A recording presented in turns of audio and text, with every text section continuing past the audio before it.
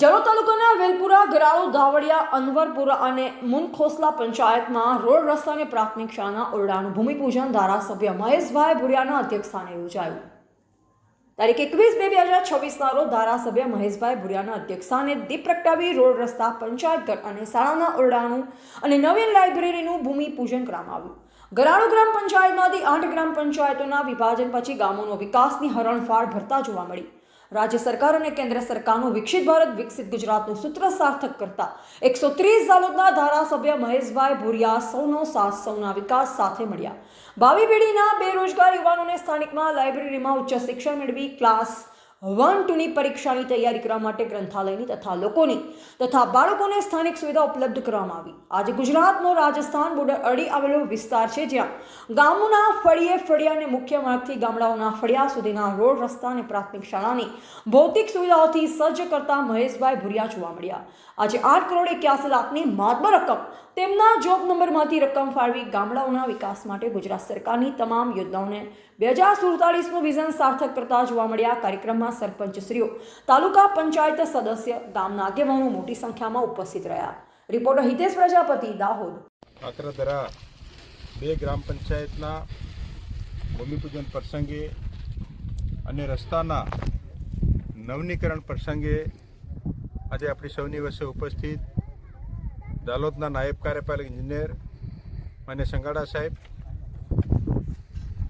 આપણા તાલુકાના બીઆરસી કલ્પેશભાઈ મુનિયા સાહેબ, આપણી પાર્ટીના પ્રમુખ સુરેશભાઈ, તાલુકા સભ્ય દિનેશભાઈ, મારા અજયભાઈ, પૂર્વ સરપંચ એવા દિનેશભાઈ ડામોર, દિનેશભાઈ હાથ જોડો, આ ગામના પ્રથમ નાગરિક સરપંચ મહેશભાઈ, તળાવફળિયાના સરપંચ સુક્રમભાઈ, આપણા જ ગામના ગ્રુપ ગ્રામ પંચાયતના પૂર્વ સરપંચ, આપણા સૌના વડીલ એવા સુક્રમભાઈ ડામોર, અમારા ભગત બાબા પ્રભુભાઈ, ભાઈનું નામ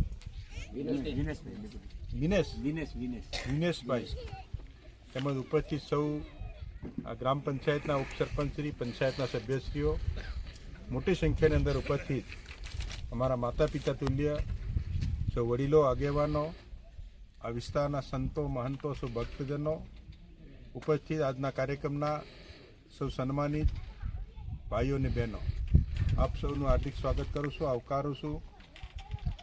આજે સવારથી ઝાલોદ વિધાનસભા મત વિસ્તારની અંદર અમે વેલપુરાથી રાજપુર, રાજપુરથી ખોરિયા ગરાડુથી કાકરાદરા તળાવફળિયા, અમારી ગરાડુ મુખ્ય પંચાયત અને અહીંયાથી આપણી કાકરાદરા 2 ગ્રામ પંચાયતની અંદર આજે નવીન રસ્તાઓનું ભૂમિપૂજન, ગ્રામ પંચાયત નવીન ભવનોનું ભૂમિપૂજનના પ્રસંગે આજે સવારથી જ આ વિસ્તારની સુખાકારી વધે, ઉન્નતિ થાય, પ્રગતિ થાય, એના માટે વિસ્તારના ધારાસભ્ય તરીકે આજે સવારથી અમે ભૂમિપૂજનના પ્રસંગો રાખવામાં આવેલ છે.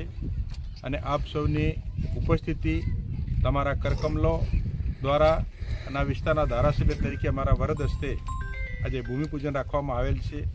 તો કાકરાદરા 2 ગ્રામ પંચાયતની અંદર આપણે એક તો 25 લાખના ખર્ચે નવીન ગ્રામ પંચાયત ભવનનું પણ અહીંયાથી આપણે ભૂમિપૂજન કર્યું છે.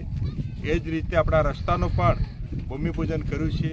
₹88 લાખના ખર્ચે આજે તમારી બધાની ઉપસ્થિતિમાં, તમારા શુભ આશીર્વાદથી આ નવીન કામોનું આજે આપણે ભૂમિપૂજન કરી અને કામોનો શુભ શરૂઆત કરવામાં આવેલ છે.